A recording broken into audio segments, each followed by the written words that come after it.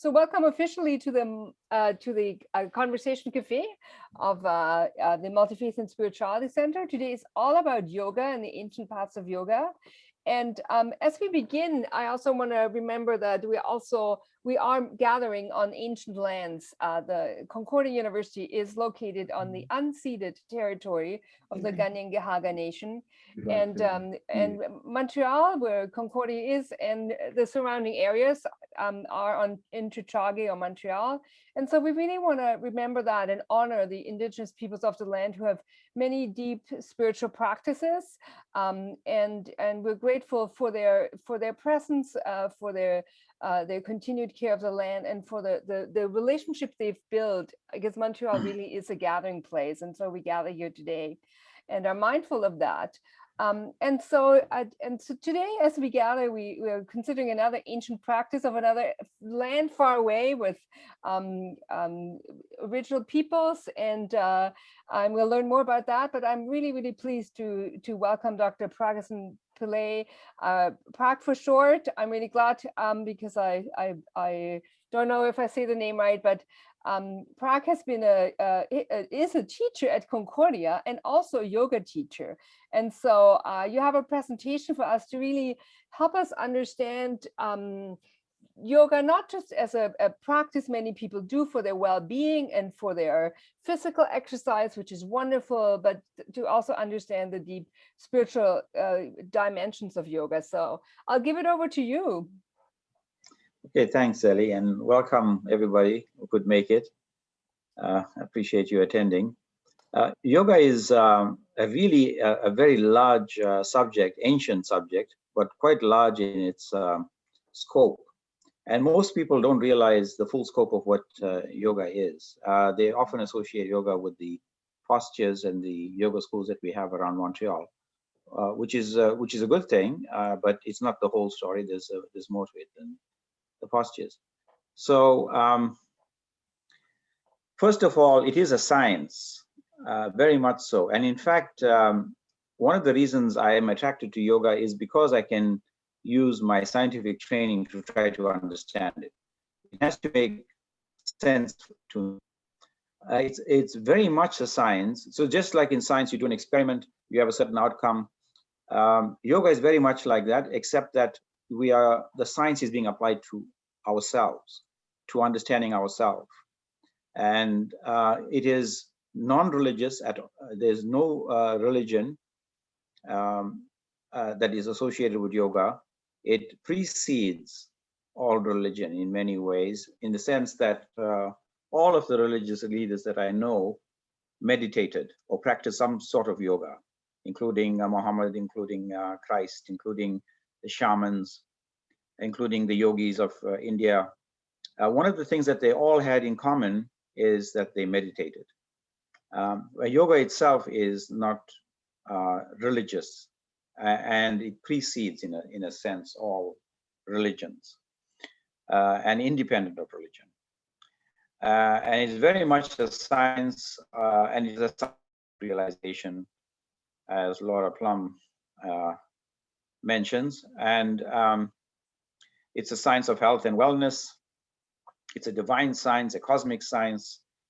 And it's trying to understand how the world operates, how we operate within that world, where we fit in, and to try to find some of the answers to the deeper questions. Why are we here?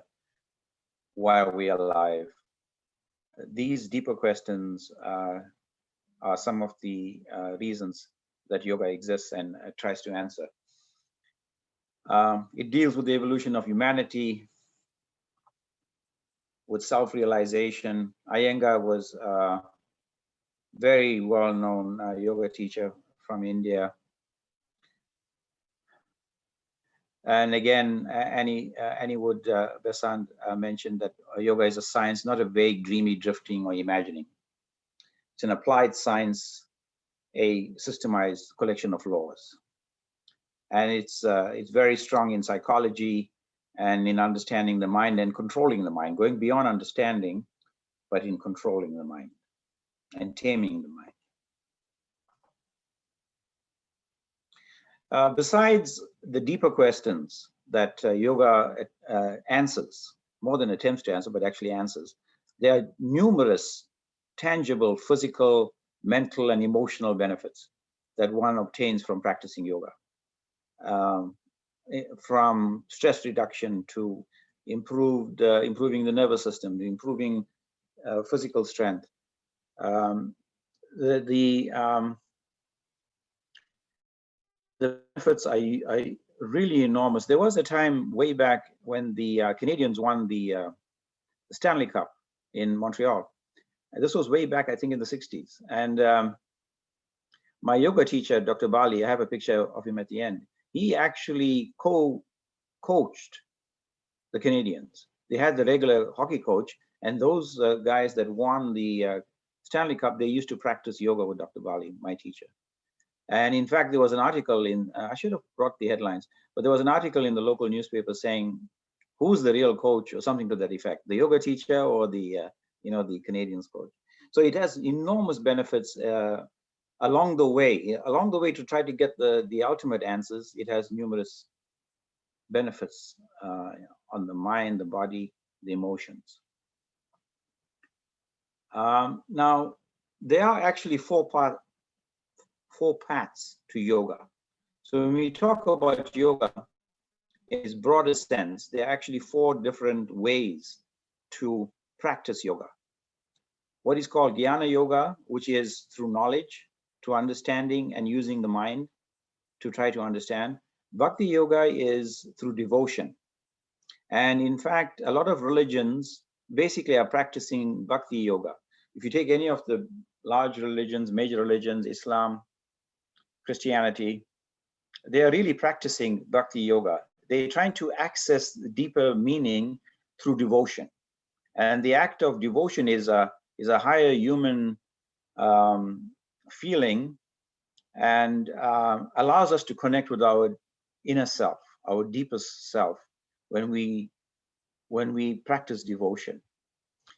And bhakti yoga is in fact a path. So there are people who just through pure devotion are able to elevate themselves beyond the mundane everyday life and to go deeper. Karma yoga is through action. And we talk about our karma also. That's related to our action. And Raja yoga is primarily what I will talk about today, which leads to meditation. So the yoga schools around that you see, they're really focusing on one part of Raja yoga.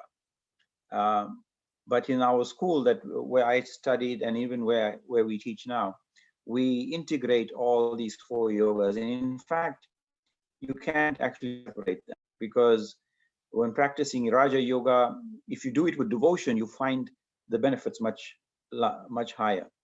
And of course, with Raja yoga, you have to study, you have to understand. So that's the jnana yoga being applied to Raja yoga. And karma yoga is through action, through service. And there's a very important aspect of karma yoga or service, which is to serve without consideration of the outcome, without being attached to the outcome. It's purely a giving without any expectation of anything in return. So one can well practice karma yoga at work, even though you are paid for it. When during the act of doing the work, if you are not concerned about the payment, not concerned about the outcome, you're doing your best, but you're not concerned or attached, this is karma yoga. As soon as you become attached to the outcome, you're no longer practicing karma yoga. And karma yoga is a way to work through our karma also.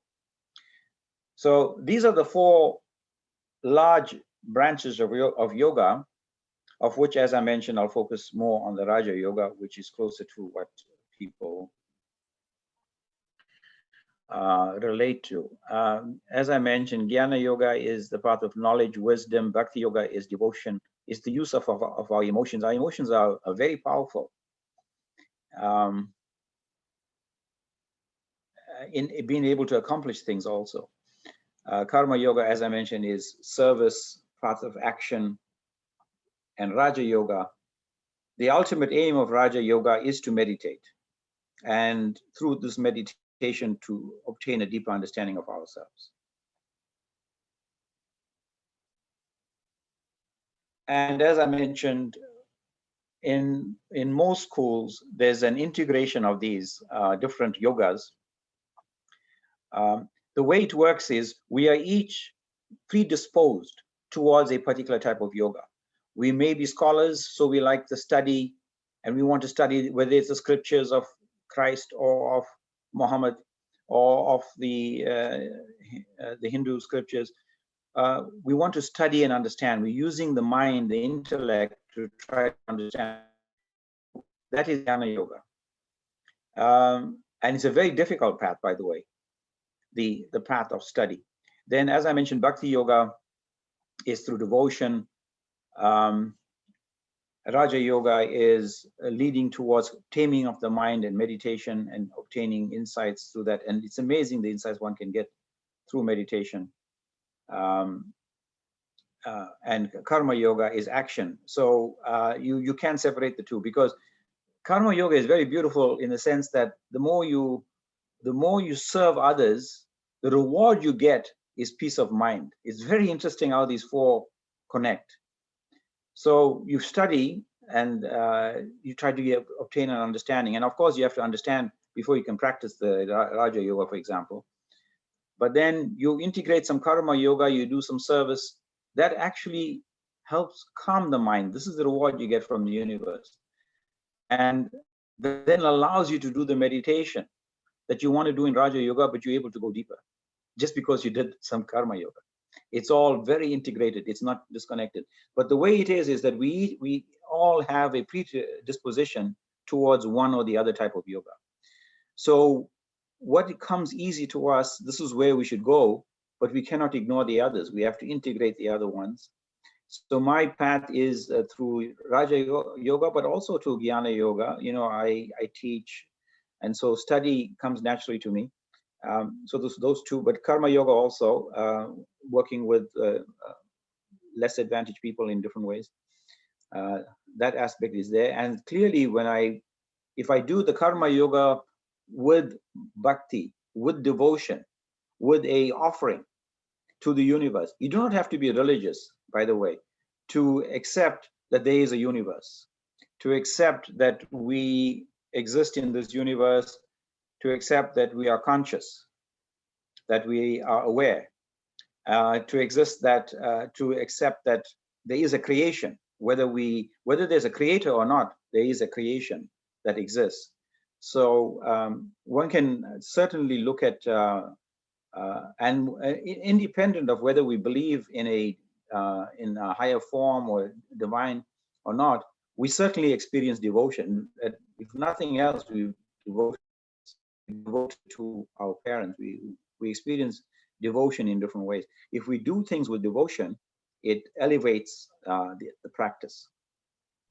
If I may jump in here, because I forgot to say, if people have questions, this is very interesting. So I posted in the chat. You can feel free, either raise your hand or open your microphone at an opportune time, or put your questions in the chat. But one question about the different forms of yoga is from Shaheen. So the prayers are Bhakti Yoga. So a form of devotion, for some of us, it's prayer. So that would be one of the ways. Absolutely. Absolutely. All prayers are Bhakti Yoga. And so a lot of the religions are actually practicing Bhakti Yoga, because it's speaking to a class of people that responds to devotion and bhakti. And that's why they are drawn towards that. And then some of the people who leave the religion and want to explore and want to understand, then they really following the path of Jnana Yoga, because that is their nature. Right. But even within bhakti, like if you could be, you could pray regularly, as Shaheen mentioned, and many of my students do. Understanding the Quran would be an act of Jnana Yoga. Okay. Understanding it and the meaning that Muhammad was trying to portray. So they're not separated. The primary focus might be bhakti, but you are still connected to the other forms. Even the support or the interaction with helping people and so on, which is very strong in all religions. They all teach you that. Well, that is actually karma yoga. Hmm. And I So mean, within the bhakti, they're actually teaching you karma yoga. right, and like any categories, they always are fluid, you know, like it's Yes. like whenever we as humans establish clear separation, that's there for a reason, but also reflection would lead to action, would lead to devotion and back to Yes. action. So yeah, very interesting. Thank you. Mm-hmm. Yeah, so the integration is extremely important. The other important thing is that yoga was always taught and still is taught orally in India and other places where there's a natural movement from one type to the other. There's not these strong divisions. We tend to have more of the divisions in kind of classroom type atmosphere, which are really false in many ways, because we learn things in these compartments, but to work in reality, we have to integrate all of these. Yeah, so the integration is extremely important of the four types, and they actually blend into each other. So this briefly describes what we were talking about: the jnana, the bhakti, the jnana, the bhakti, karma, and the Raja Yoga.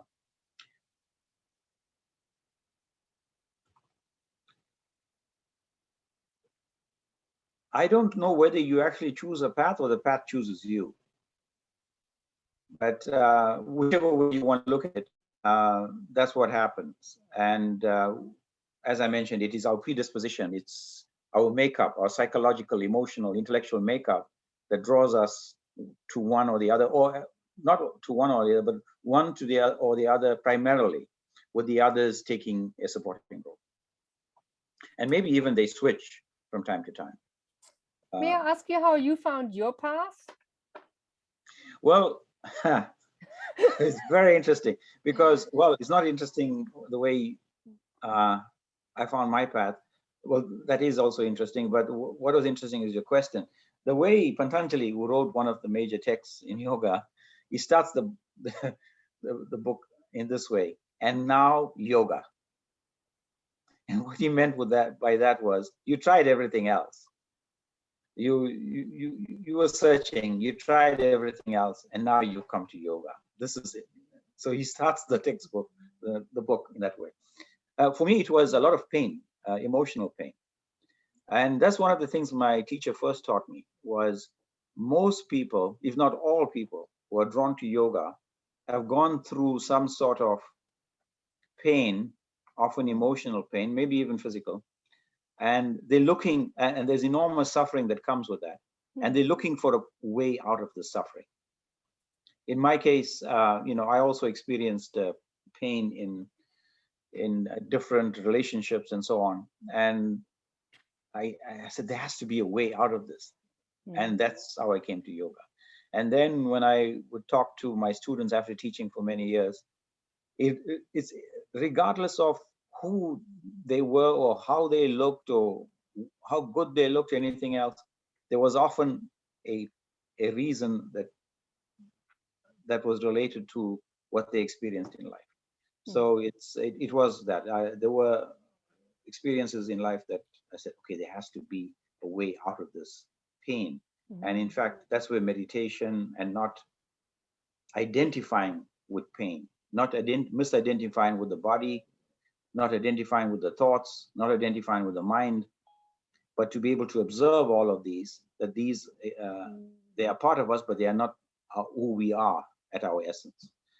So that's where the yoga can help to reduce pain and considerably, but can also then take you deeper to try to answer some of the deeper questions in life.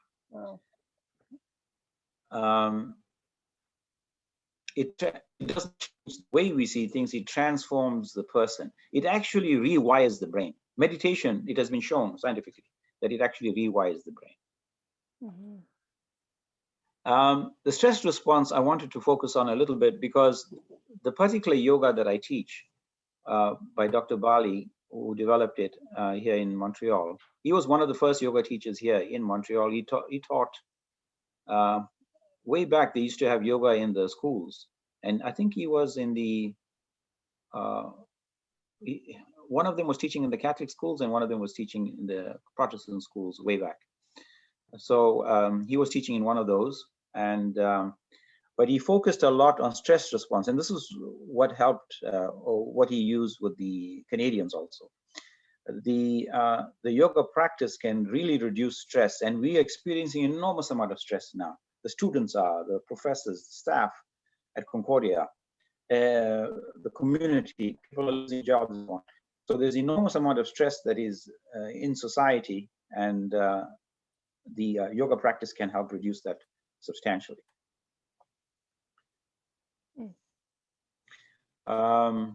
Maybe I won't go too much into what this slide is saying, but basically you can invoke the parasympathetic nervous system to induce the stress response. We know what controls that, so then we can use asanas, postures, breath control, and meditation techniques to activate the stress response. So that's where the science comes in. So for example, we have the vagus nerve, which comes from the brain and it connects the different organs, the vital organs in the body. This is well known, and it turns out if you activate the vagus nerve, it induces a feeling, a good feeling in human beings. So this is the science. Activate the vagus nerve, you will start to feel good. Okay, so how do you activate the vagus nerve? Well, there's a pranayama that directly goes and activates the vagus nerve. So that's the science part of yoga. You can see the cause and effect. We know this. If we activate, now how to activate? Well, there's a pranayama that does that, but this is where you don't have to believe it. The teacher says, here's a pranayama, go try it. See if it's activating. Well, you may not know it's activating your vagus nerve, but see that you're getting the stress reduction that we're talking about. So that's the scientific method where you applying, let's say, a pranayama, a particular type of breathing, and then you're trying it out for yourself, and then you're looking at the effect on your body, as opposed to what we normally are doing in hard sciences where we are measuring outside the body. We do a measurement and we say, here's our system, and we're doing measurements and we're validating it. But now we're validating it in the body or the mind or the emotions. There's a question as to whether the vagus nerve is the same as a jugular vein. No, the vagus nerve is a nerve. The jugular vein is the one that goes up to the brain, and it's the one that I'm from South Africa. It's the one that lions go for. When they go to attack their prey, they go for the jugular. In fact, we use that expression. Yeah, we go for the jugular, exactly. To make a very aggressive attack on something. So yoga boosts brain chemicals that promote a sense of well-being. The brain chemicals like, or the chemicals like serotonin, dopamine, that give you a feeling of well-being, relaxation, contentment. These are actually generated during the practice of yoga. And so you do not need to go to the pharmacy. We have an internal built-in pharmacy. We just need to activate it. And yoga teaches us how to activate the internal pharmacy that we already have. We can balance our emotions. As I mentioned, it stimulates the parasympathetic nervous system, which is responsible for calming us down. And yeah, the blood is redirected and so on. You know, we're living in such a stressful situation day to day that we are generating stress hormones continuously. The adrenals are overworked. And as long as the stress hormones are being released in the body, remember how this whole thing works. You're either experiencing a stressful situation right there. In the old days, there's a tiger in front of you. Okay, this is pretty stressful. Then you have the flight or fight response to that. You're either going to run from that tiger or you're going to fight it, depending on what options you have. Well, in modern day society, it's all our work deadlines and everything that induces the same stress response.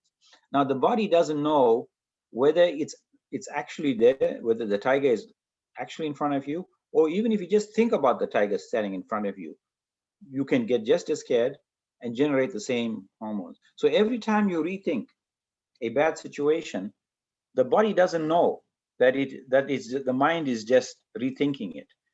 It doesn't know. So it generates all the stress hormones all over again. As long as the stress hormones are being produced, the body diverts its attention to sending energy to the muscles, because you're either going to fight or fly or run. So the energy is going to the muscles to move, rather than going to the digestive system to digest things properly, to heal the body, to repair, to restore. So the two are conflicted. You can't have the body healing itself, restoring itself, when you also have stress hormones flowing in the body, because it's redirecting the energy towards the flight or fight response. Many of us are living constantly in the fight or flight response realm, and we're constantly stressed. And so the body doesn't have a time to heal. The body has enormous intelligence to be able to heal itself. The mind interferes with that, with the stress and generation of the stress hormones, and then the body is unable to fully restore itself. So then you affect the sleep patterns. It affects our work capability. We become more prone to injuries. We hurt ourselves. We get more likely to be in an accident.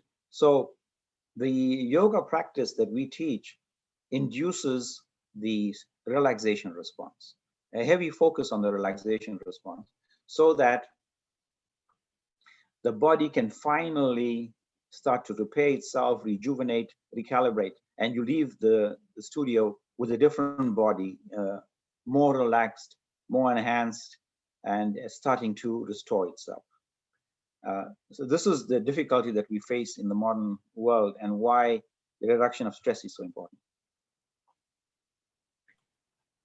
Depression. There was a student I used to have, I won't mention his name, but he would come to my class, and if he took the class, for days, he wouldn't suffer from anxiety. But if he missed the next class, he would immediately go into being anxious. And so the yoga practice had a very direct impact on him, on his anxiety and his depression, because he started to believe the thoughts. The problem that we have, most of us, we have thoughts coming randomly to us, non-stop. Right now, they're coming to you, and about 60,000 a day, and many of them repetitive, the same old thing coming non-stop. I got to do this, or I got to do that, and this and that. And it's and the thoughts even interrupt each other. The thought doesn't even complete, another one interrupts. The problem is when we go and give attention to these thoughts, give them strength, start to believe in them. That's where they get the energy. And then we're starting to identify with the thoughts, not staying conscious of the fact that these thoughts are simply random events, like the clouds in the sky, which also will disappear if you just observe them. So the observation of the thoughts is one meditation technique. There are at least 112 different meditation techniques, of which observation of the thoughts is one of them. Now, the tree represents the 8 steps. So we talked about the 4 yogas, and of which Raja Yoga is one I wanted to focus on, because it is related to what most people refer to, think of as yoga, which is really the asanas. But the asanas is only 1/8 of the story of Raja Yoga. Raja Yoga starts off with the roots, and it's represented in this tree in this way. So the roots are what are called the yamas, and the trunk, the niyamas. The yamas and niyamas, I'll come to that in a minute, but those are basically ways to live. They are guidelines for how to conduct yourself with other people. So what you saw, if you're a Christian, in the 10 Commandments, or what Muhammad wrote in the Quran, the foundation of yoga is actually in the way we conduct ourselves, our thoughts, being content, and so on. So it's represented in this with this tree as the roots and the trunk. The most fundamental aspect of Raja Yoga are the yamas and the niyamas, the code of conduct, the way we conduct ourselves. Most people don't realize that Raja Yoga has its roots literally in the yamas and the niyamas, which are represented literally by roots. So those are the first two steps of yoga, are actually the way we conduct ourselves, the code of conduct. After that comes the asanas. So the asanas are only the third step in Raja Yoga. And as we go to the different steps, they become subtler and subtler. So then you go through the asanas, then you go through pratyahara, which is represented as the bark of the tree. Pratyahara is withdrawal of the mind from the external senses. We're constantly getting input from the eyes, from the ears, from our different sense organs. And so we focused on the external world. So to go inside, to be able to understand what's going on inside, we have to disconnect ourselves somewhat, if not totally, from the external world. That is pratyahara. Let's not see what's going on outside. Let's close our eyes and go inside and see what we feel. Observe what we feel. This is pratyahara. So you have yamas, niyamas, then you have asanas, the third step. Then we have pranayama, which is control of the breath, which is reflected on the tree as leaves. The breath, you know, we say that naturally. Someone is stressed out, take a deep breath. Have a seat, take a deep breath. And in fact, the breath and the mind are deeply connected. If your mind is racing around, your breath is rapid and light. If you're in deep relaxation, the deepest of which is in deep sleep, watch someone in deep sleep, the way they breathe, very deeply and slowly. Well, and at that moment in time, their mind is not troubling them. They're in deep sleep. Finally, some rest from this mind that keeps bothering us. Well, so the breath and the mind are connected. So knowing that and observing what already happens with respect to the breath, you can now control the mind through the breath. An active mind produces light, shallow breathing, rapid breathing. A calm, relaxed mind produces deep, slow breathing. Well, the reverse is true.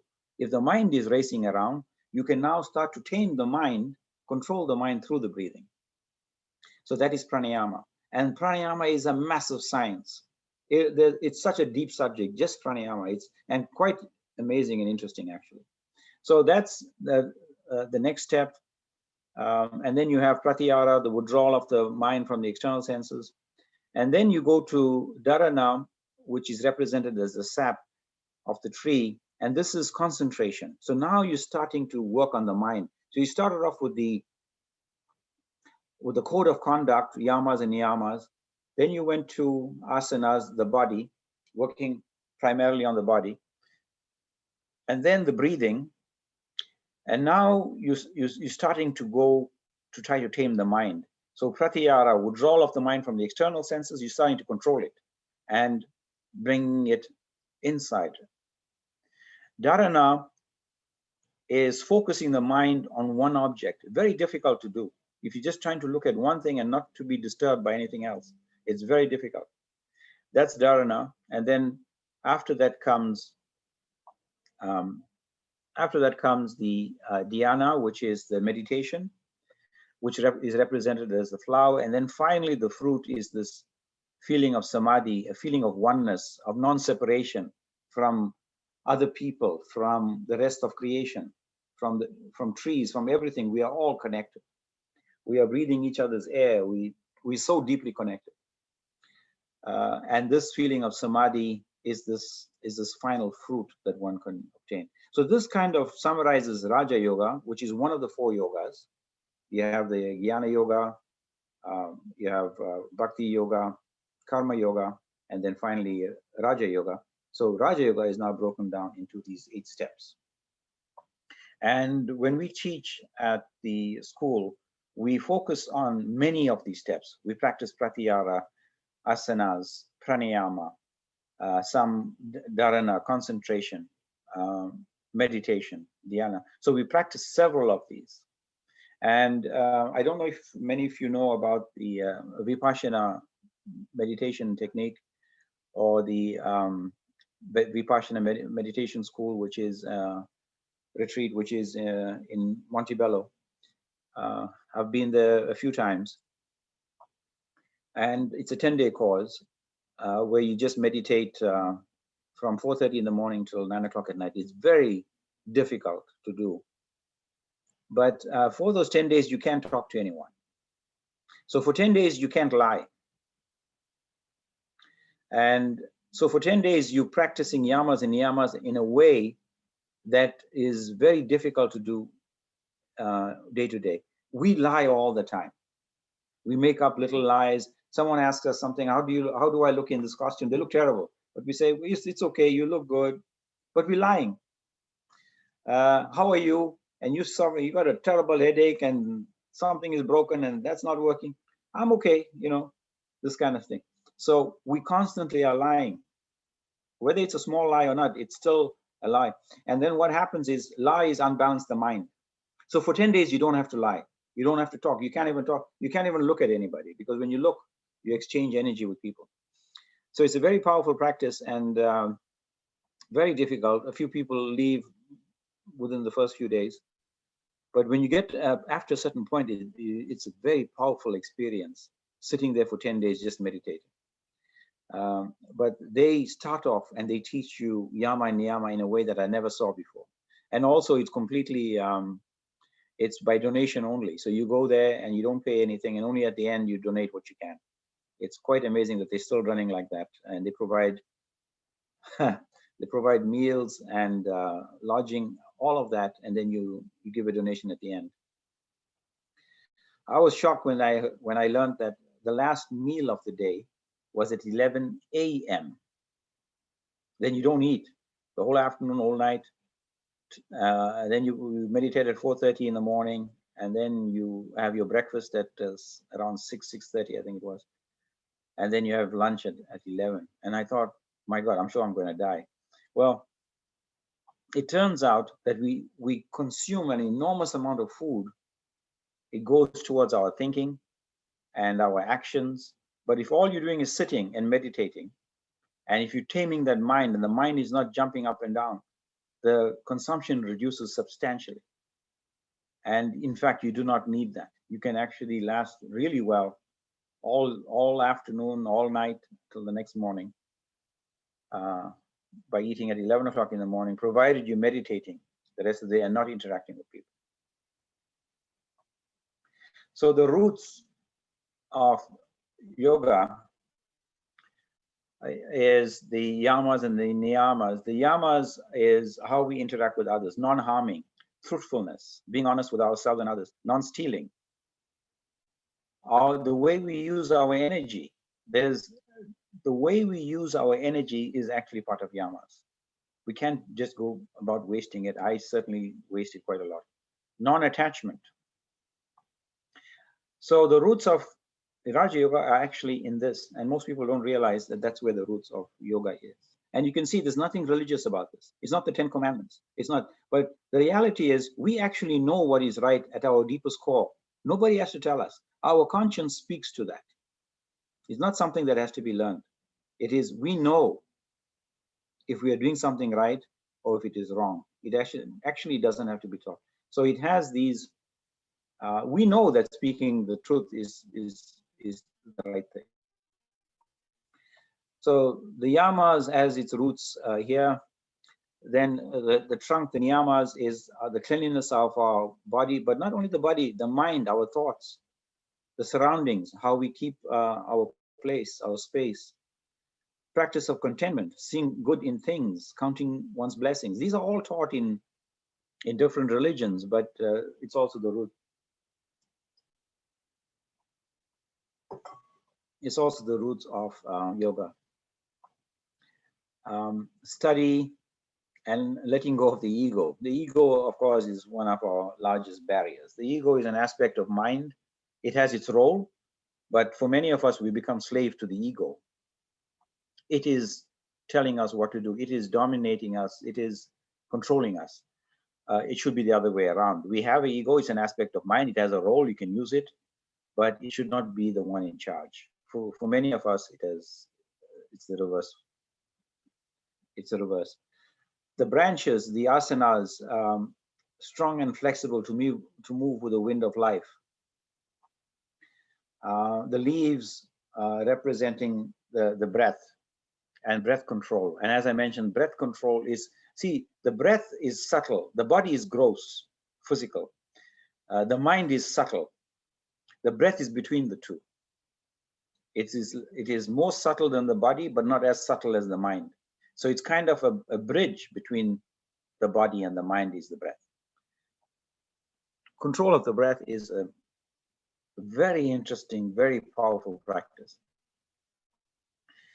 The pratyahara is represented very well by the bark, because the bark protects the tree, and it's a separation between the outside of the tree, what's outside the tree, and what is inside the tree. So the pratyahara is that practice where we right at the boundary and we're saying, okay, we're not going to look outside, we're going to look inside. That is pratyahara. Then as we start to concentrate our energies and focus on a particular aspect, it's like the concentration of the sap, which is the dharana, which is concentration. And concentration, deep concentration, brings you into meditation. But there are many different types of meditation techniques. And even there, one is drawn to one or the other. Then, as I mentioned, the meditation follows, and then finally, this feeling of bliss, or freedom, or peace. So this summarizes the similar things again.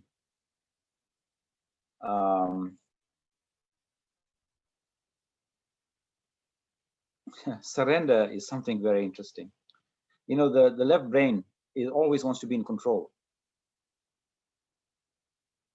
And one of the things I teach during the yoga practice, after we do an active posture and we're lying down in what is called shavasana, or the resting posture, just surrender to the earth. You don't have to believe in God. There's the earth there. It's supporting you. You came from the earth. Every element in your body came from the earth, and every single element from your body will go back to the earth. Surrender to this earth when you're lying on the mat, on the ground. And this surrender is very difficult for many people to do, because it is a letting go and allowing someone else or something else to support you fully.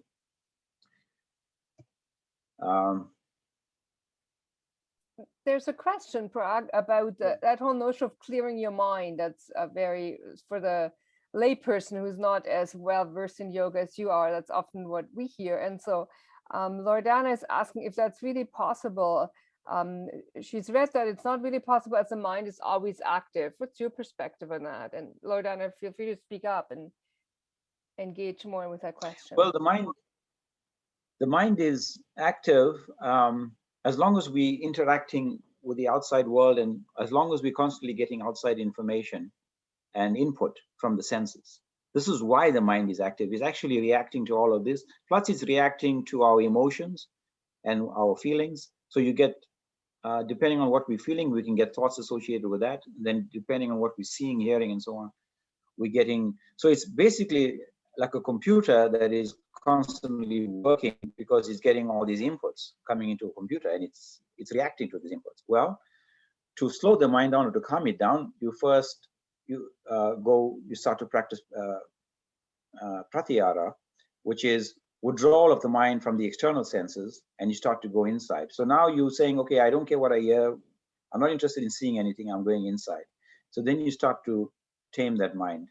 Then if it's still active, you can use pranayama through breath control to tame that mind even further. Then the asanas are very powerful, because if you increase the intensity of the asana, this is why sport is so popular, by the way. If you engage in an active sport, an intense sport, for that time, the thinking is shut down substantially, because you are completely present in that sport. And the mind doesn't want to just be present. It doesn't just want to be sitting there waiting and doing nothing. It wants to engage. But if you're active in a sport, it cuts down the chattering, the monkey mind. It reduces that. Well, you can do that with active sport, but you can also do that with the asanas. By holding the intensity of the asana, it tames the mind. So what this person is talking about is taming of the mind. And this is what meditation is about. It is to tame that mind, to stop that incessant thinking. And all of these 8 limbs are there to help us to achieve that. So if we notice that the mind is always moving and so on, yeah, that's what it's doing in every day, but it's not its nature. It's well, it doesn't have to be that way. There is a way to tame it and really to sit in complete stillness. It is an absolute feeling of bliss when you're sitting there and there's absolutely no thought, and you can see the thought coming. You're aware of the thought rising like a little wave, but it has so little power when you're in very deep meditation that you can see it arising, and then it loses its power almost immediately. It's like a little ripple on a pond. What we have now is a little pond that is agitated. It's ripples, and there's wind blowing on it, and everything is agitated. The water is churning. You can't see the bottom clearly because of the water. What we want is a still pond, absolutely clear, so you can see clearly to the bottom. You can see reality as it is. With that churning of the water, you can't see the bottom. You don't know what is there. So we prevent ourselves from seeing reality because the mind is constantly churning things up, and we're not able to sit still and see things as they are. So in deep meditation, it is possible. We don't have to go into deep meditation. All of the things we talked about, the asanas, the pratyahara, the pranayama, and the meditation techniques, all of those go towards taming that mind. This is really what we want to do, is to control and tame that mind. So when I think of yoga, it's the exercise, it's the different postures, and there's different ways of doing that. And so if you are somebody who does yoga, then the logical next step would be to meditate, or do you meditate while you're doing those postures? The postures, the Sanskrit word for postures is asanas. Okay. The word asana means to sit. There's 2 reasons for that. You do all the postures so you can sit in meditation. Sitting in meditation, sitting still. When you do vipassana, you have to sit still. After 4 days, the thing is 10 days long. The first 4 days, they allow you to change your position. From the 4th day onwards, once you take your position, you can't move. You can't move your leg, you can't move your hand, you can't move anything. You can itch like crazy somewhere, and in fact you do. You can't move. So the asanas means to sit, and there's 2 different meanings to the word. One is to do the posture so that you're so comfortable in it that it is as if you are sitting. That's one meaning. But the other meaning is to prepare you to sit in meditation. And you can think of all the postures that you can imagine, and none of those postures are as difficult as sitting for an hour without moving. So the asanas were actually created so that you could sit in meditation, because that is the most difficult thing, to sit still without moving for an hour. It is such a strain on the body, especially if this starts to itch, that starts to hurt. And what happens is the mind actually generates this. It's absolutely amazing. All these itching and craving and all, suddenly there just starts, there's nothing there. There's no rash, nothing. You're just starting to itch. The mind is generating this to fight against what you're doing it, because you're taming it. It starts to do that. Well, back to that tiger. Yeah, You know, exactly. the sort of some force that seems to attack us, and we just need to Yeah, sort of be still. Wow. yeah. So the mind does that, and it will do everything in its power to try to make you move, because it likes to move and generate noise and monkey mind and all that. It's absolutely amazing when you finally tell it, I don't care how much pain you create for me. I don't care what itchiness you create. I'm just going to sit here and I'm not going to move. It's amazing how all of those things disappear on the bench. You're sitting on your meditation bench and they disappear. And then the reward starts to come, where the mind suddenly realizes, okay, now this guy he's the one in control, or she's in control. Now I have no choice. I have to just be still. But you have to overcome this very powerful thing, the mind. The most difficult thing is to control our mind. There is nothing more difficult than to control the mind. There's nothing. And so the whole of all of these practices is to take us there. And if we haven't experienced that, then it only means that we haven't gone through these practices. So the more we practice like this, the more we start to see the benefits. And it's not, they call it as 8 steps. Patanjali refers to it as 8 steps of yoga. But in the south of India, there's another yoga teacher who refers to it more as a wheel. So as you practice, as you do your meditation, whatever level of meditation you're able to do, your yamas and niyamas will start to improve, the way you conduct yourself. And then because you're conducting yourself better, the meditation gets easier, because it tames the mind, it calms the mind. The less we lie, the less we are not truthful, the better we treat people. All of these things actually helps us to calm our minds, because we're not worried about all these things that we are doing. And then we get the benefit of meditation. So it's a cycle. It's more like a wheel rather than steps going up in one direction.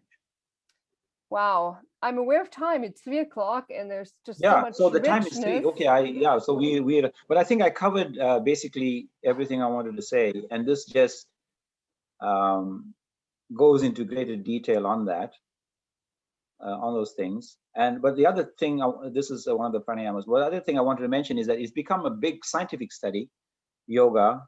So the effect of yoga on adults has been published widely now in the medical journals. The National Institutes of Health in the US, they have a whole section that deals just with yoga and its impact on health and so on. So it's coming to the mainstream in the sense that it's no longer a fringe study, but in fact accepted in the medical community. And I think even at McGill, they offer an alternative medicine, alternative class, they call it, which could be yoga or Ayurveda or one of those. But the point is that it has now come into the mainstream. There's quite a lot of research. In fact, there's a couple of PhDs that were done at UCAM using Dr. Bali's method for stress response, for reducing the stress for cancer patients to improve the recovery.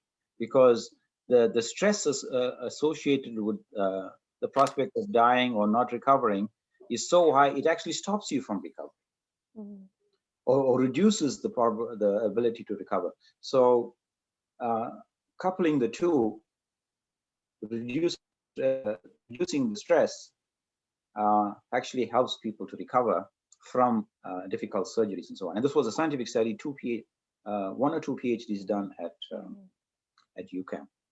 And that person who did the PhD was a student of Dr. Bali, who then contracted cancer and then did a PhD on his method to induce the relaxation response to improve the recovery from cancer. Wow, and there we are. At the very beginning, when we introduced ourselves, we asked, we responded with what ancient practice do we engage in? And here we come full circle, that often the ancient things are, I don't want to say rediscovered, but we really realize how profound they are and how good they are for us as humans and for the world. So it's really wonderful to see that, and to see that affirmed by what we often call modern medicine, which is would benefit from some of the ancient insights. So, well, I just want to give, as we close up, I do want to honor time. So if any of you need to leave at 3, I just want to ask if anybody has any questions or comments. Welcome, Linda, by the way. You joined us at some point, so glad you could be here. There have been a few questions. I try to read them out. Anyone else has a question or comment before we head out? No, everybody's very quiet today. I do have one question, if that's okay. Please go ahead, Loredana. Okay, so quick question to Dr. Pillay. Thank you so much for this. This was very informative and very helpful, especially for those who are just starting out. Any advice for people who are just starting out, where there's so much information out there? It seems sometimes overwhelming, actually. So the monkey brain has been running quite a bit on this. Well, I would suggest, if depending on what you're trying to address. Let's say it is a stress reduction. I would suggest a lot of the schools now, of course, are closed, and a lot of them are closed permanently. But I would suggest visiting a few yoga schools, taking a few classes, and seeing how you connect with what they're teaching, with the teachers. Both are important. What they're teaching and the teachers, and to see whether it speaks to you. But I would definitely encourage people to seek or to look. The fact that you're here also means that you have some interest, that you may be looking for something more. So certainly look at some schools, try them out, try the different practices. Most of the yoga schools in Montreal, they may focus more on the asanas, but there are a few also that go deeper. And that's why I went to Dr. Bali's school. There are others. Shivananda up in Valmorin, they have yoga classes. They also have a center on Saint Laurent. That's another school they have a deeper practice, I would say, compared to some that are like some of the hot yoga studios is really asanas. There's nothing wrong with that. It's helpful. It works on the body, and then it can also open you up to want to do other things. So there's nothing wrong if what you enjoy today is hot yoga. I used to do that also. But at one point, I wanted something deeper. I wanted a deeper understanding of all of this. So in fact, I did the teacher training only because I wanted to understand, not because I wanted to teach. And then, but to get the certificate, I had to teach 10 classes. So then I asked some of my grad students, hey, you guys interested in yoga? You take a class? So I said, sure. They said, sure. So I taught at my guru's studio. I taught the 10 classes. I said, okay, I'm done. Then the students said, hey, no. You started this off. Now you have to continue. And here I am all these years later, still teaching. And some of the students that come are my own grad students. Wow. So I would ask you to try some of them out. Feel free to come to our studio. The first few classes are free. Just try them out also. We are at, we are Bhakti Montreal, BHAKTIMTL. We have a website. I think that was supposed to be included in, I think I sent that to. Yes, I believe it's actually on the publicity. And if you can't find it, I'm happy to send it out again. I think it's in the publicity thing. Yeah. There is a website there. Yeah. And I do know many yoga studios right now are doing things online. For some folks, that's actually a bit less intimidating because you can watch a teacher and you can turn off your own screen. I know quite a few people have started yoga that way, rather than going to a studio and worrying about what to wear and how you will look. There's a lot of ego in that, if you will. So, and at the MFSC, we always encourage people to find a spiritual practice and a way of really strengthening and deepening your own understanding so that then you can serve the word better. I think that's what you were talking about at the beginning, to those different places of serving, of devotion and so on. And so that's part of what we do. And so if you have any more questions, you can also contact us and we'll put you in touch with folks that we are connected with, or with with your yoga studio, Prague. And where can we see the recording if we want to I will post that soon. So when we get off, I will finish it up, and then it will be on our YouTube channel and on our Facebook. So that's Okay. where the recording will be. So I think maybe that's a great way to end. I'm happy to officially end it, and thank you all for being here, and thank you so much for your very, very informative and rich presentation. Lots to think about, and probably this one will be a really good one to listen to again and read the slides over, because it was so deep and so rich. So thank you so much. There's some claps, and